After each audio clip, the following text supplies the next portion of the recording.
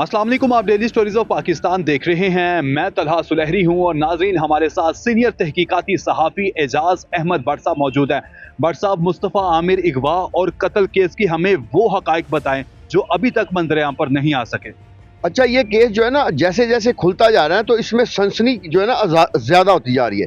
सबसे पहले तो मैं आपको बताता चलूँ, ये बुनियादी तौर पर एक लड़की जिसका नाम मार्श है, उसकी वजह से ये केस जो है ना वो सारा हुआ। उस लड़की की भी मैं आपको डिटेल बताऊंगा और मैं ये भी बताऊंगा कि ये दोनों, बल्कि दोनों लड़के और उस लड़की का पहली दफ़ा कैसे मुलाकात हुई। और मैं ये भी बताऊंगा कि ये लड़की अमेरिका कब से जा रही थी। और मैं ये भी बताऊंगा कि ये जो दोनों हैं, मकतूल और कातल, इनकी आपस में इंट्रोडक्शन कैसे हुई। और मैं ये भी बताऊंगा कि ये केस जो है सिंध से बलोचिस्तान कैसे पहुंचा और बलोचिस्तान में ये सारी कार्रवाई करके मुलज़म वापस कैसे पहुंचे। ये तमाम हकायक मैं आज के आपको इस व्लॉग में बताऊंगा।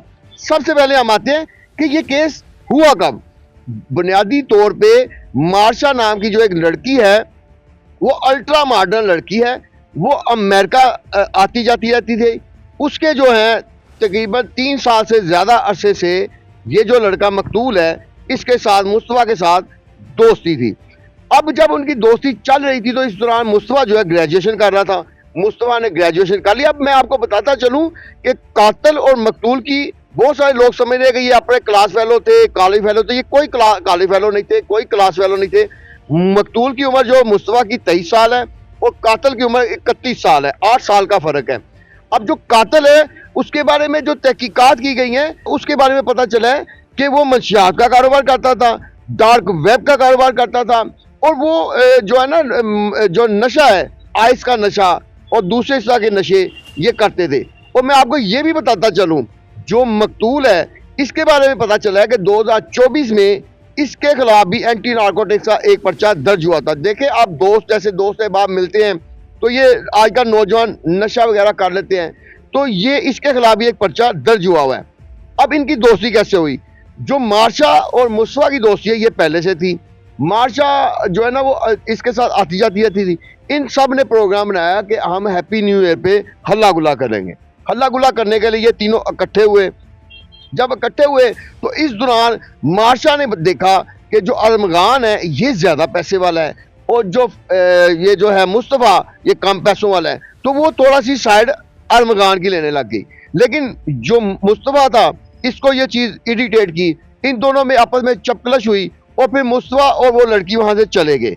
लेकिन अरमगान ने वो चीज़ जो अपने जहन में रखी, 6 जनवरी को उसने इसको अपने घर बुलाया और उसको कहा, यार हम अपना मामला तस्फिया कर लेते हैं। जब वो बड़ा वो मुतमिन होके अपने घर से गाड़ी लेके पहुंचा, जब वो पहुंचा तो इसने अपना एक मुलाजम टाइप जो शाहजेब है उसको पहले से तैयार किया हुआ था। उसने क्या किया कि जैसे ही आया तो उन्होंने इसको पकड़ लिया। पकड़ के उन्होंने ना इसको टॉर्चर करना शुरू कर दिया। वो लोहे के राड से टॉर्चर किया, इतना शदीद टॉर्चर किया। ये खुद बताते हैं कि 3 घंटे तक टॉर्चर करते रहे। और वो जो मुस्तफ़ा है वो बड़ी इनसे माफिया मांगता, मिन्नत समाजत करता रहा कि मुझे छोड़ दो। इन्होंने छोड़ा। इवन यहाँ तक इन्होंने मारा कि वो अधमुआ हो गया, मरने के करीब हो गया। ये तो ये कहते हैं कि वो मर गया था, लेकिन जो पुलिस की तहकीकात बता रही है कि उस वक्त जिंदा था। इन्होंने फिर उसको उसकी गाड़ी में डाला और उसकी गाड़ी की डिग्गी में डाला। दोनों ये ड्राइव करते हुए रास्ते में सिंध से बलोचिस्तान हब के इलाके तक जाने तक इनके रास्ते में चौकियां भी आई और ये सारी चौकियों पे चले गए। एक जगह पे किसी को शक पड़ा, लेकिन वहां भी ये दे दिला के आगे निकल गए। और जब हब के उस सुनसान इलाके में पहुंचे तो वहां वो तो सबको पता है, इन्होंने जला दिया। अब यहाँ आके केस जो है 2 हिस्सों में डिवाइड हो गया। एक हिस्सा ये हुआ कि 6 तारीख को इसको जला दिया गया। अगले दिन लोगों ने गाड़ी देखी, पुलिस को बताया, पुलिस आई, पुलिस को पता चला कि ये लाश तो शनाख्त नहीं हो सकती, कोयला बनी हुई है। तो पुलिस ने उसको लावारिस करार देकर केस जो है वो पेंडिंग में डाल दिया और जो डेड बॉडी है उसको सर्द खाने में रख दिया। लेकिन 11-12 तारीख तक उन्होंने कहा कि इसको हम अमानतन दफन कर दें। यो दफन कर दिया। इसलिए सिंध जो पुलिस है, कराची पुलिस है, उनको कुछ पता ना चला कि वो मकतूल जो है उधर उसका ये मामला हो गया। अब इधर क्या मामला हुआ? इधर ये मामला हुआ कि ये जो लड़का अरमगान, इसकी तो उसकी वालदा बार बार शक का इजहार कर रही थी लड़के की, मुस्तफा की, कि मेरा बेटा इसको ही मिलने जाता था, लेकिन पुलिस उसमें हाथ नहीं डाल रही थी। अच्छा, सबसे यहाँ खराबी जो ना पुलिस ने की, एसएचओ ने की। अगर एसएचओ बर वक्त कार्रवाई करता तो ये मामला इतना खराब ना होता। अच्छा, पुलिस जब उसके घर गई तो जब उसने आगे से, क्योंकि उसके घर में असला भी बहुत था, मंशियात भी होती थी, 100 के करीब लैपटॉप भी निकले हैं, तो उसने आगे से फायरिंग कर दी। जब 2 पुलिस एहलकार जख्मी हुए ना, तो आला अफसरान ने कहा कि ये मामला गड़बड़ है। तो फिर आला अफसरान ने बड़ी रेड की। जब बड़ी रेड की तो पता चला कि इसके कमरे की तलाशी के दौरान वो खून के धब्बे मिले। अब केस लेट क्यों हुआ, मैं वो भी आपको बताता चलूं, बहुत सारे नाज़रीन को पता नहीं कि केस लेट क्यों हुआ। जब खून के धब्बे ले लिए, अब उनका डीएनए टेस्ट कराना था, तो उधर से क्योंकि मुस्तफा की वालदा भी जो है ना वो परेशान थी, तो उन्होंने मुस्तफा की वालदा का डीएनए कराया, इसका भी कराया। अब डीएनए को रिपोर्ट आने में हफ्ता 2 हफ्ते लग जाते हैं। जब रिपोर्ट आई तो कंफर्म हुआ कि वो वाकई फहद का, मुस्तफा का ही जो है ना वो खून है। अब जब पुलिस को कंफर्म हो गया तो उन्होंने उसके ऊपर हाथ डाला, हाथ डाल के उसको गिरफ्तार किया। यहाँ फिर पैसे ने अपना काम किया, उसने पैसा लगाया। तो जो हमारी मुअज़्ज़ज़ अदालत है उसने बजाय इसके कि उसका रिमांड देते, अगर रिमांड दे दिया जाता तो ये केस फिर हल हो जाना था, लेकिन रिमांड नहीं दिया गया, उसको जुडिशल कर दिया, केस फिर पेंडिंग में चला गया।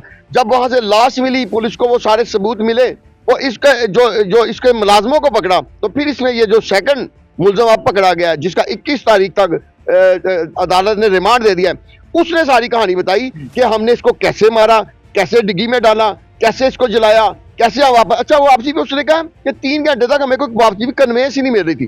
3 घंटे पैदल चलने के बाद हमें एक टैक्सी मिली जिसको 2000 रुपया हमने दिया, उसके जरिए हम डिफेंस वापस पहुंचे। रास्ते में इन्होंने रिक्शा भी लिया। तो ये कहने का मतलब है कि ये मुलजम इतने खतरनाक हैं कि इन्होंने एक नौजवान को कत्ल किया और कत्ल करने के बाद बड़े मुतमिन होकर घर पहुंच गए। अब आज हम उस लड़की की तरफ, बहुत सारे लोग पूछते हैं कि वो लड़की कौन है। उस लड़की का नाम मार्शा है। 3-4 साल से वो मुस्तफा के साथ ताल्लुक में थी, दोस्ती कह ले तो वो ताल्लुक में थी। अच्छा, इस वारदात से पहले वो लड़की अगस्त में अमेरिका चली गई थी। अच्छा, 22 दिसंबर को लड़की वापस पाकिस्तान आती है। 22 दिसंबर को आती है तो वो पुराने फ्रेंड्स को इकट्ठा करती है, तो इससे मुस्तफा से मिलती है, अरमगान से भी मिलती है। फिर ये इनकी मुलाकात जो है ना न्यू ईयर नाइट को दोबारा से होती है, वहीं ये फड्डा पड़ता है। और उसके बाद जब मुस्तफा को 6 तारीख को कत्ल कर दिया जाता है तो ये लड़की जो है ना खौफजदा हो जाती है। इसको डर लगता है कि अब मुझे भी अरमगान कहीं मार ना दे। अच्छा, इस दौरान जो दरख्शां थाने का एसएचओ है अब्दुल रशीद पठान, सबसे ज्यादा खराबी इसने की। और इसके साथ जो इंचार्ज इन्वेस्टिगेशन का जो अफसर है जुल्फकार और उसके एक एएसआई, इन सब ने मिलकर ये केस को खराब किया। और खराब ऐसे किया कि एक तो जो अरमगान है, अरमगान का जो कुरैशी है, उसका वो उन्होंने रिमांड खुद से नहीं लिया, कह दिया, लेकिन केस इतना ढीला रखा कि उसका नहीं मिला। दूसरे नंबर पे इन्होंने 12 तारीख को, 12 यानी 6 को यह वकूआ होता है, 12 जनवरी को इन्होंने लड़की को भी अमेरिका वापस फरार होने में जो है ना राह फरार मुहैया की। अच्छा, वो लड़की फरार हो गई। अब उस लड़की को इंटरपोल से के जरिए वापस लाने की कोशिशों का आगाज हो चुका है। जब वो लड़की आएगी तो वो ये जो फिल इन दी ब्लैंक्स है ना, ये उस मार्शा ने करना है कि उस रात को जो हैप्पी न्यू ईयर की नाइट थी, इन दोनों में क्या पड्डा हुआ। और उसके बाद उसने ये बताना है कि जब 6 तारीख को मुझे पता चल गया कि इन्होंने मुस्तफा को कत्ल कर दिया है, फिर मैं क्या क्यों भागी। और ये सारी कड़ियां जब मिलेंगी तो उसके बाद ये जो अरमगान कुरैशी है, इसको करार वाकई सजा देने का रास्ता बनेगा। लेकिन मैं यहाँ ये भी बताता चलूँ, जो अरमगान का फादर है कामरान कुरैशी, वो तो अदालत में पुलिस एहलकारों को धमकियां लगा रहे हैं। वो कह रहे हैं जी मैं अमेरिकन सिटीजन हूँ, मेरे पास बड़ी दौलत है, मैं सबको सीधा कर दूंगा। तो कहने का मतलब है जो हमारे अरबाब इख्तियार हैं, जो आईजी सिंध हैं और जो सीआईए के डीआईजी हैं, इनको चाहिए कि सबसे पहले आप कोशिश करें कि उसका राहदारी रिमांड लें और किसी तरीके से उसको सामने तफ्तीश किया जाए और उससे सारा ये कच्चा चट्टा निकाला जाए। और अब ये चीज़ तो क्लियर कट हो चुकी है क्योंकि उसके साथी ने मान लिया है कि कत्ल अरमगान ने और उसके साथी ने किया, शहराज ने किया है। और शहराज और इसने दोनों ने कत्ल करके लाश को जो है ना वो ठिकाने लगाया है। और फिर आके इन्होंने दोबारा से अपना जो है ना इस तरह जाहिर किया कि इन्होंने कत्ल नहीं किया। तो अब ये सारी गुत्थियां सुलझती जा रही हैं। अब सिर्फ मार्शा का करैक्टर जो है वो रह गया है। अगर उस करैक्टर को भी वापस लाया जाए तो मेरा ख्याल है उस एक ऐसी दुखियारी माँ को इंसाफ मिल सकता है जिसके एक नौजवान 23 साल के गबरू बेटे को इतनी बेदर्दी से मारकर और उसको जला दिया गया है और उसकी लाश का ऐसी बेहुरमती की गई है कि कोई माँ उसको देख के बर्दाश्त नहीं कर सकती। बहुत शुक्रिया भट्ट साहब आपके वक्त का।